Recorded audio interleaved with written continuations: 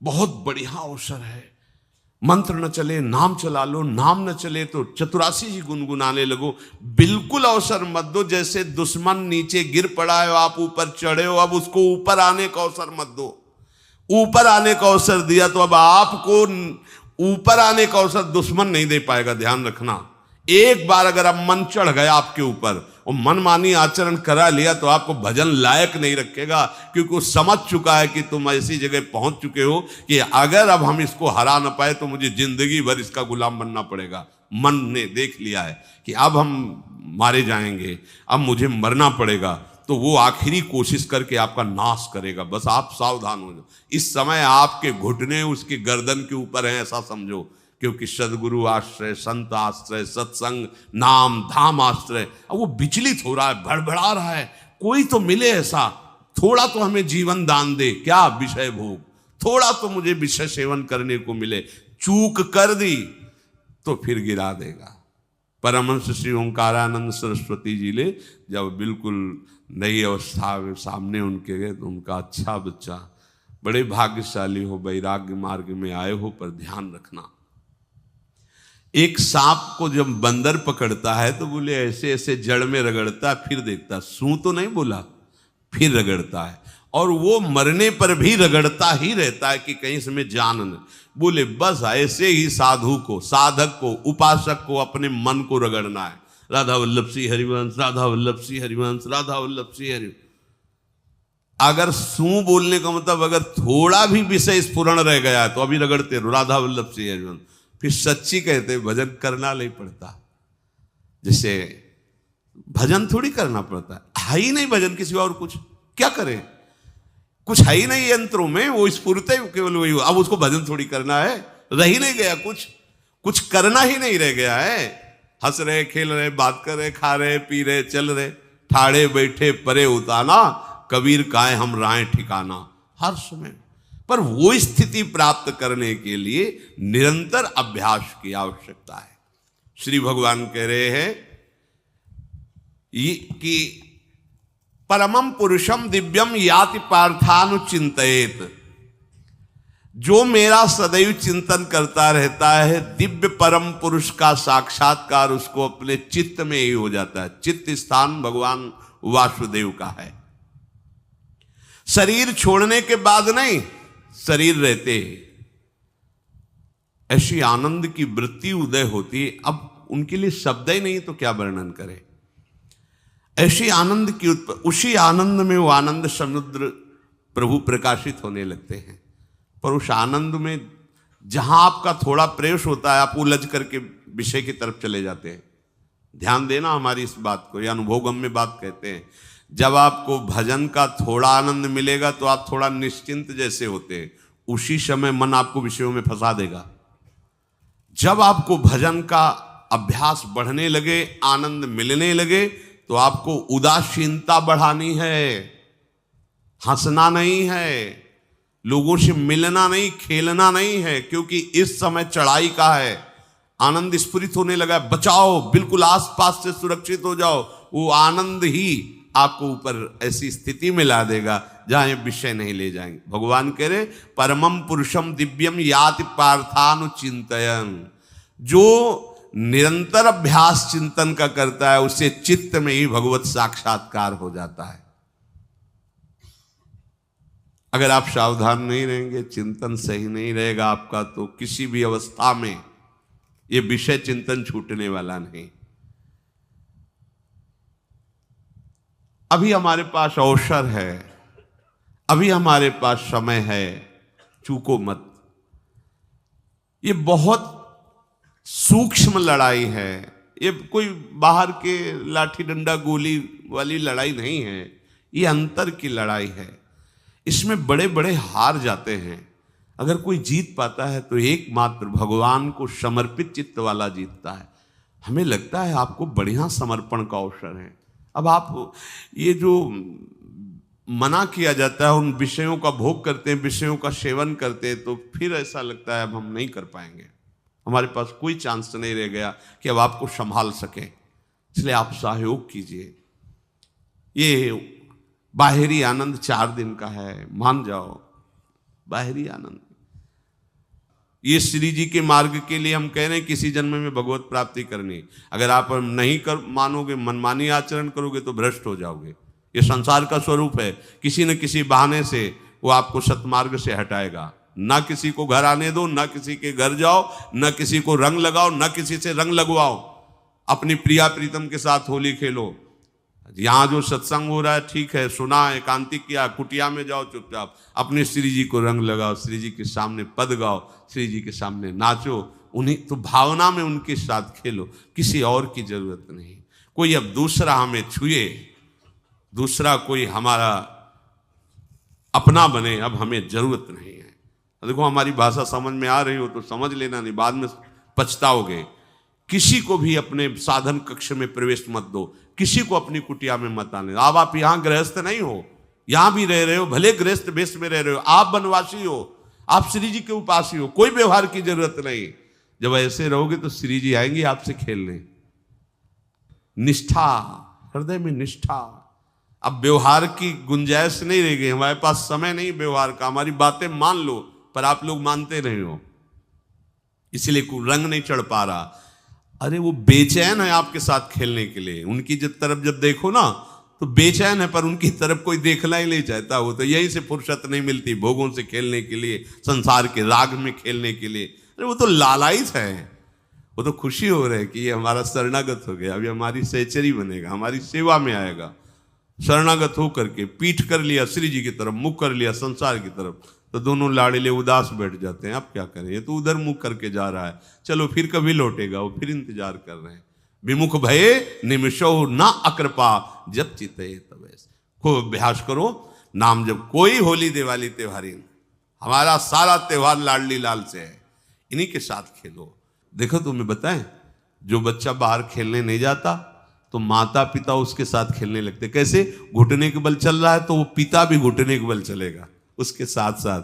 वो तोतली बोलेगा तो वो भी तोतली बोलेगा। देखा है कभी ऐसा? ऐसा कर। तो ये हमारे स्वामी भी जब देखेंगे कि अरे ये तो किसी से राजी नहीं है, केवल हमसे खेलना चाहता है, इनके लाने का एक ही उपाय है, ध्यान रखना, अनन्य व्रत नहीं चाहिए हमें। और जैसे कल आप सुन रहे थे, पपीहा बन के रहू रे, बस यही चातक व्रत नहीं, हमें नहीं चाहिए। अगर हमारे रंग पड़ेगा तो लाडली लाल का पड़ेगा, हम खेलेंगे तो लाडली लाल के साथ खेलेंगे, नहीं तो अब आजीवन नहीं खेलेंगे, आजीवन नहीं खेलेंगे। अगर हम पाएंगे तो इनकी जूठन पाएंगे, नहीं तो प्राण त्याग देंगे। जिएंगे तो वृंदावन में जिएंगे, नहीं जीवन। ये व्रत चाहिए। काहे को व्यर्थ समय नष्ट कर रहे हो? धारण करो अनन्य निष्ठा का व्रत। इनको अपनी तरफ आकर्षित करने के लिए अनन्यता ही व्रत है। रसना कटो जो अन रटो, निरखियन फुटो नयन, श्रवण फुटो जो अन सुनो, श्री राधा जसमैन।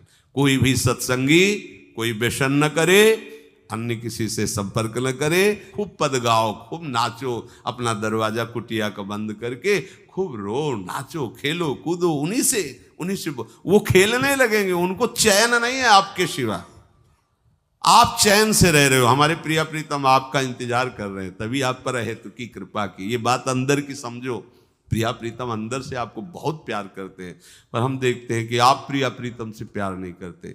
आप संसार की तरफ बढ़ते जा रहे हो, हाथ फैलाए खड़े, मेरी तरफ आ जा। ये हमारे भगवान नहीं है, ये हमारे लाडली लाल हैं। हम इनको भगवान नहीं, ये तो प्रेम के खिलौना दो खेलत है, प्रेम खेल। हमारे रसिकों ने इनको भगवान नहीं माना। अगर कोई संकट आया तो अपने आंचल में छुपा के इनको लेके भागे। ये नहीं सोचा कि अखिल लोक ब्रह्मांडों का ईश्वर, इसको छुपा के भागने की क्या जरूरत है। चाहे बिहारी जी को, चाहे राधा वल्लभ लाल को, जब कभी कोई ऐसा भय आया है तो ऐसा नहीं सोचा कि भगवान रक्षा करेंगे, नहीं, इनकी रक्षा हमें करनी है। इनको छुपा करके, कभी काम वन में राधा वल्लभ लाल को, कभी बिहार वन में से बिहारी जी महाराज, छुपा छुपा के अपने अपने ठाकुरों। तो हमारे ये लाडले हैं, प्यारे हैं, इन्हीं के साथ खेलना है, इन्हीं में रहना है। अब इन्हीं के पास रहना है, इन्हीं में रहना है। दो बात ध्यान रखो, इन्हीं के पास रहना है, इन्हीं में रहना है, बस। अब यही हम नहीं कर पाते, वही जो शुरुआत सत्संग में की थी, सबकी ममता ताग बटोरी, मम पद मन। ये भारी बात है, भारी बात है। जितनी जल्दी आप उदास हो जाओ संसार से, उतनी जल्दी मुस्कुराहट आ जाएगी प्रिया प्रीतम के मुख में आपके लिए। आप जब मुस्कुरा रहे उधर तो वो उदास बैठे कि हमारी तरफ क्यों नहीं देख रहा। अब हमें अपने प्यारे को उदास नहीं करना, प्यारे को मुस्कुराहट से युक्त करना है। क्या हम उदास हो जाएं?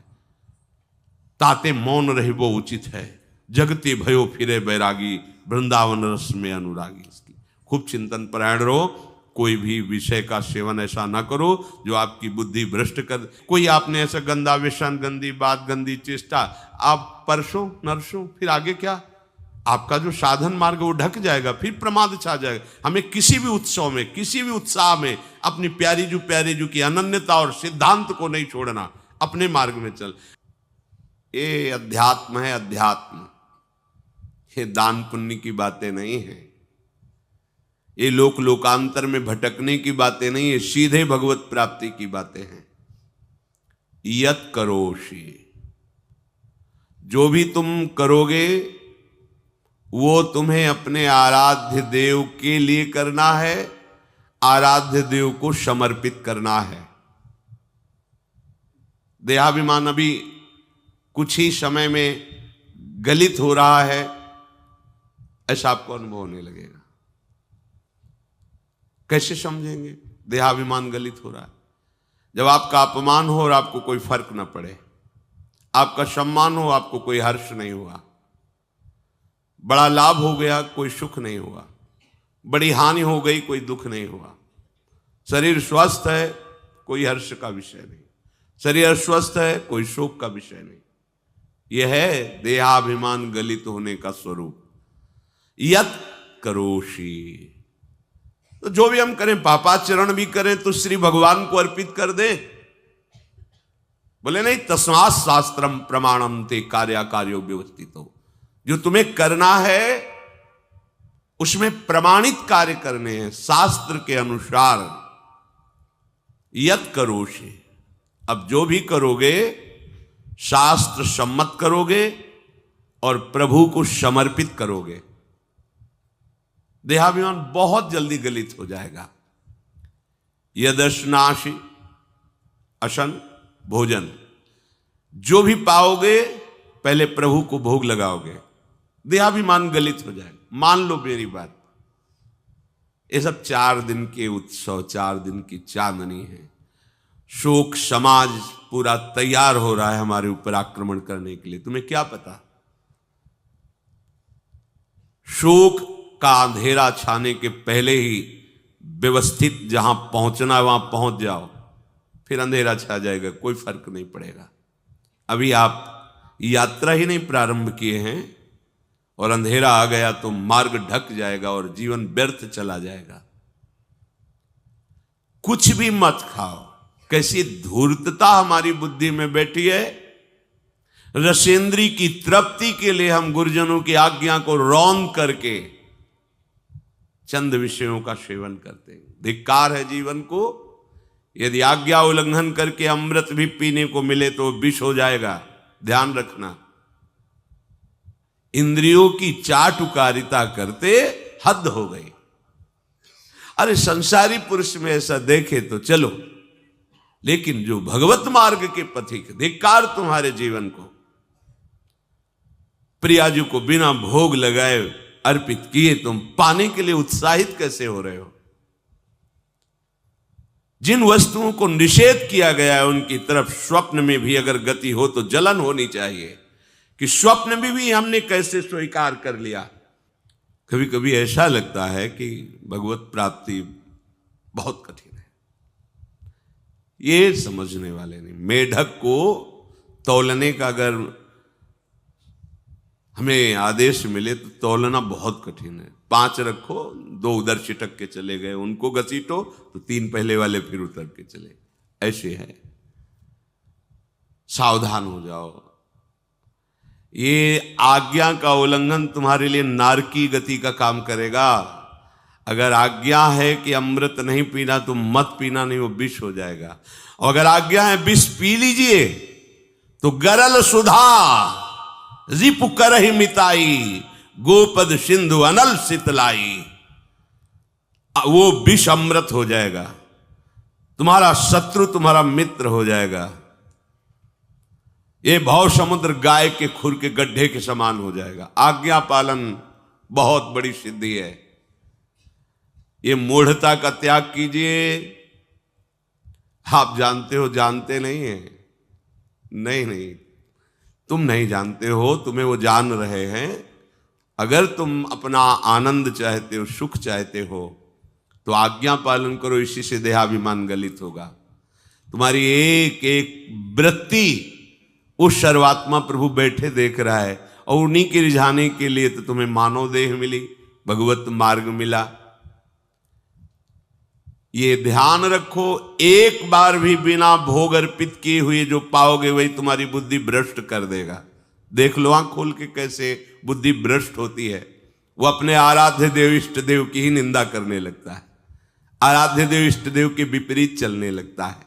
ये बुद्धि गिरी मतलब सर्वनाश। जो शास्त्र में कहा गया है, कामा संजायते क्रोधा क्रोधा स्मृति विभ्रमा स्मृति भ्रंशात बुद्धिनाशो, बुद्धिनाश को ही कहा गया प्रणश्यति, नष्ट हो गया, वो किसी काम का नहीं। यत करोषि, जो भी कर रहे हो वो प्रभु के लिए हो और प्रभु को अर्पित करो।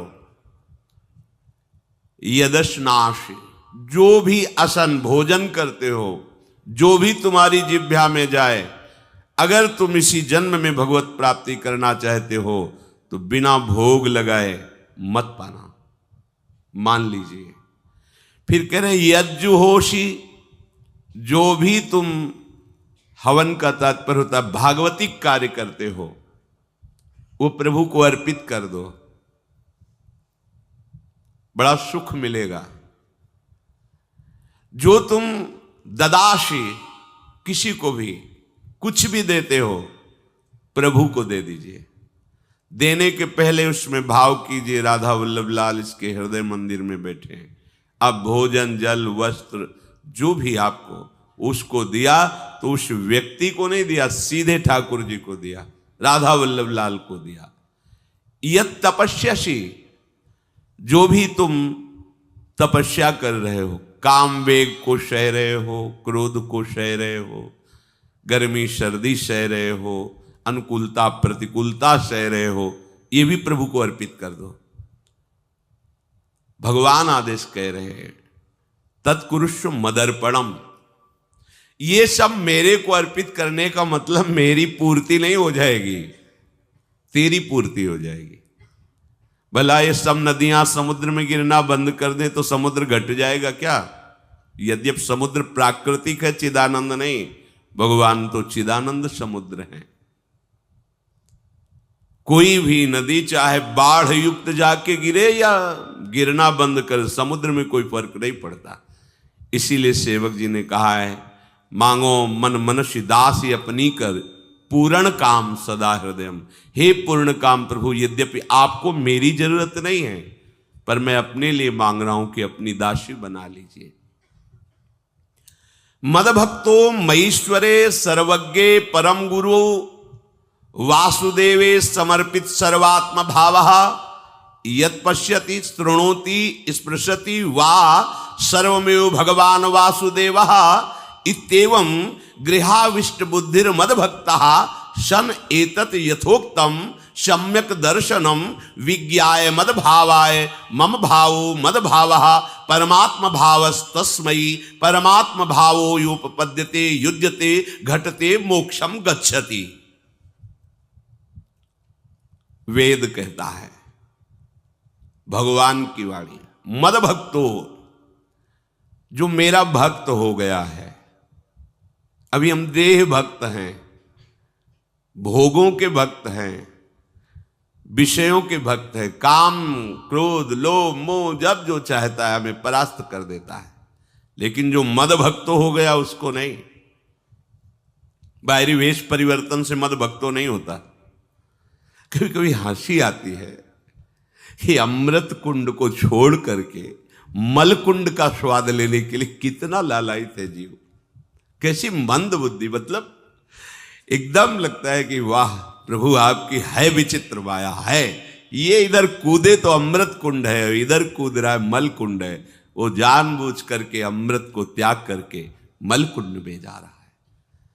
जहां हमारी प्यारी जी और प्यारे जी की ऐसी सुख वृत्ति है, वेणु कानन कुणित श्रवण सुंदर सुनत मुक्ति सम सकल सुख पाए पग पेलिरी।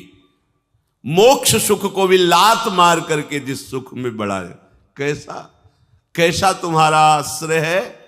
हमारे युगल सरकार का ऐसा सुख है कि मोक्ष सुख थूक देने योग्य हो जाता है, और आप युगल सरकार को एक तुच्छ विषय के लिए छोड़ देते। कैसे भक्त हो तुम, कैसे हो तुम? खुद प्रश्न करके देखो। कभी तुम्हें अपने ऊपर धिक्कार नहीं आता? अपने को बहुत चतुर समझते हो, अपने को बहुत प्रवीण समझते हो कि कोई नहीं जानता हम क्या खाते हैं, कोई नहीं जानता हम कहां जाते हैं, कोई नहीं जानता हम कैसे खिलाड़ी हैं कि खेल रहे हैं। अरे पागल, तू कैसा खेल रहा है। ये जगन नाटक वैभवा, वो बैठे हुए डायरेक्टर सब कुछ देख रहा है और तुम्हारी कहानी लिख रहा है। बहुत होश में हो जाओ, हर समय तुम दृष्टि में हो, ऐसा मत समझो। मद भक्तो मईश्वरे सर्वज्ञ, समझ मैं सर्वज्ञ हूं, मैं सब कुछ देख रहा हूं। परम गुरु, मैं गुरुओं का भी गुरु, परम गुरु हूं। भगवान बोल रहे वो है, वही परम गुरु है, क्योंकि गुरु शब्द ही उन्हीं के आगे है, दूसरा कोई नहीं, कोई है ही नहीं दूसरा, दूसरो न कोई, वही परम गुरु है, क्योंकि उनके सिवा कोई है नहीं, वही है परम गुरु। बड़े करुणा में है। अगर ये सोचा जाए कि भगवान की वाणी और गुरु की वाणी अलग है तो भ्रम है आपको। भगवान की वाणी गूंज रही है, पकड़ो। आपको लगेगा बातें कर रहे हो, कहां गूंज रही है? अभी ट्रांजिस्टर लाइए, लखनऊ लगाइए, अभी बोलने लगेगा। तो वाणी गूंज रही ना लखनऊ की। कानपुर लगाइए, कानपुर बोल लेगा, क्योंकि उसमें पावर है उस वाणी को घसीटने का। एक यंत्र जैसा तुम्हारे अंदर तो पावर नहीं है, तुम अपने को बहुत पावरशील समझते हो। एक इतना बड़ा ट्रांजिस्टर लाइए, उसे आप अभी लगाइए बंबई, वो अगर स्टेशन आ रहा पकड़ में तो बोलने लगेगा कि बंबई की आकाशवाणी से बोल रहा हूं, आकाशवाणी पकड़ रहा है वो। तुम्हारे अंदर कितनी सामर्थ्य है। तुम गुरुवाणी सामने से नहीं पकड़ पा रहे हो, आकाशवाणी क्या पकड़ोगे? बहुत ज्ञानी, बहुत विज्ञानी, वो एक यंत्र पकड़ रहा है लोक के स्टेशनों को। अगर तुम मंत्र पकड़ लो तो तुम भगवान की वाणी ऐसे सुनोगे, ऐसे देखोगे, कहीं दूर थोड़ी है, सामने नृत्य करते रहते हैं। नेत्र खुले थोड़ा, पावर आप में है, जो मंत्र मिला है वो यंत्र पकड़ता है स्टेशन। पावर तुम्हारा सीधे पावर हाउस को पकड़ेगा। अखिल ब्रह्मांडों का पावर वासुदेवा समर्पित सर्वात्म भावः, तो यत् पश्यति यत् शृणोति स्पृशति, वो भगवान का स्पर्श करेगा, भगवान की वाणी सुनेगा, भगवान को ही देखेगा। कौन? जो मद भक्ता है। तो आप लोग बड़े कृपा पात्र हैं, भगवत मार्ग के पथिक बन गए। कहां फंसे हो यार, कहां? बड़ी हंसी आती है। साधक अपने छोटे से दोष को पहाड़ की तरह देखकर व्याकुल हो जाता है और गुरु और भगवान से पुकारता है, नाथ देखो मैं ऐसा, मुझे बचा लो। प्रभु अभी तक समर्पण नहीं हो पाया, उसे अपने में फुर्सत नहीं। जो मेरा हो जाता है वो निरंतर मेरा चिंतन करता है, इसलिए मैं उसको सुनाई देता हूं। तुम किसका चिंतन कर रहे हो? संसार का। तो क्या सुनाई दे रहा है? संसार। तुम किसको देखना चाहते हो? संसार को। तो क्या दिखाई दे रहा है? स्त्री पुरुष दोष गुण। भगवान कह रहे मद भक्तो, जो मेरा भक्त है वो यत् पश्यति शृणोति स्पृशति। प्रभु स्पर्श में आते, केवल देखने में नहीं आते। क्या भगवान को ध्यान में देख लिया? ऐसा नहीं। जैसे आप गले लग